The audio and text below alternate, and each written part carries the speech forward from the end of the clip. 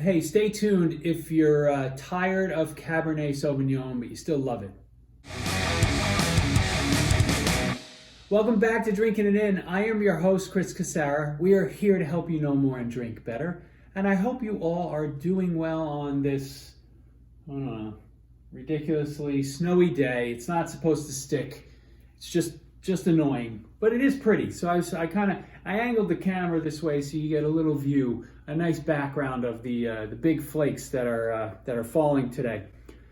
In this episode, we're going to talk a little bit about Portuguese wines, wines from the Douro, or labeled Douro, which is a region in Portugal, and they're usually blends. And I mentioned in the intro, if you're tired of Cabernet Sauvignon but you still love it, maybe take a break from your pure Cabernet Sauvignon and start exploring some Portuguese wines from the Douro.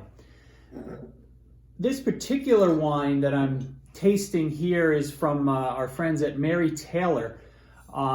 She does a number of different wines, basically sources grapes from different parts of the world, works with different farmers, and in this case is working with somebody in Portugal, right, Felipe Ferreira.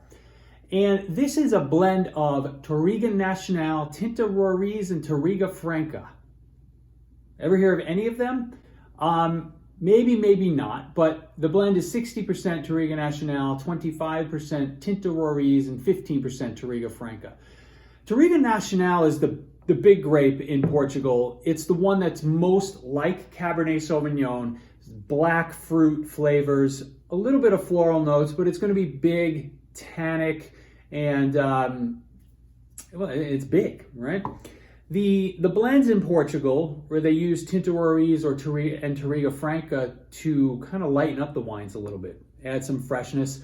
You've heard of Tinta Roriz before because it goes by Tempranillo in Spain or in the US. We've had some luck recently with some Tempranillo wines from the US. So you can sort of picture, if you're blending Cabernet with Tempranillo, right, a big wine with a wine that's, more medium, more on the medium side of the spectrum, it'll come together as a bit of a easier to drink Cabernet Sauvignon.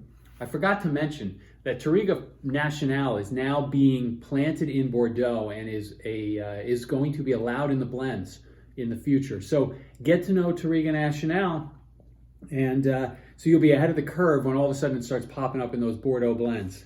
So in this case, this is a real pretty one. If you can see it when I'm swirling, nice magenta. This one from the Douro is a 2019 vintage, and it's fun to explore wines from these from these regions. Let's see what this guy shows us. So I inhaled a little too quickly there. It is big, right? You can the alcohol on this is 14% alcohol by volume, not massive, but big enough that if you inhale too quickly directly, you can feel it. It's a very pretty nose. I feel like I've been saying that a lot lately. I am getting some floral notes, almost, I don't know, we'll call them violets. The fruit is there. It's very present, very blackberry, black cherry. I'm getting a little earthiness, but nothing that's overwhelming, right? This is still, this reads like a happy, fresh wine to drink. Let's see what it tastes like.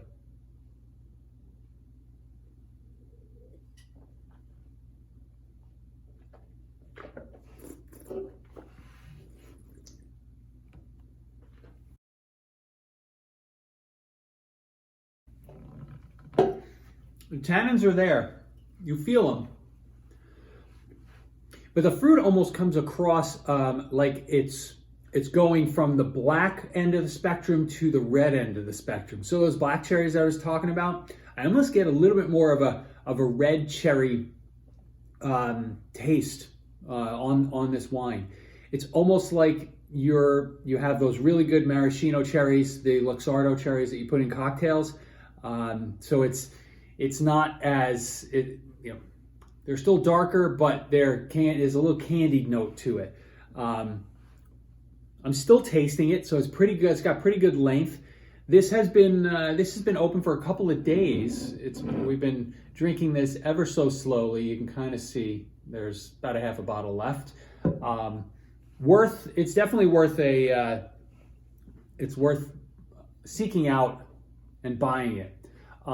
The Mary Taylor wines, right? They have a nice little, the labels are distinct, right? And this is sort of the design that she uses for all of the wines, or for at least the wines that I've had from her that she produces. I've had a couple of Italian wines from Mary Taylor, I think from Sicily, if I'm not mistaken.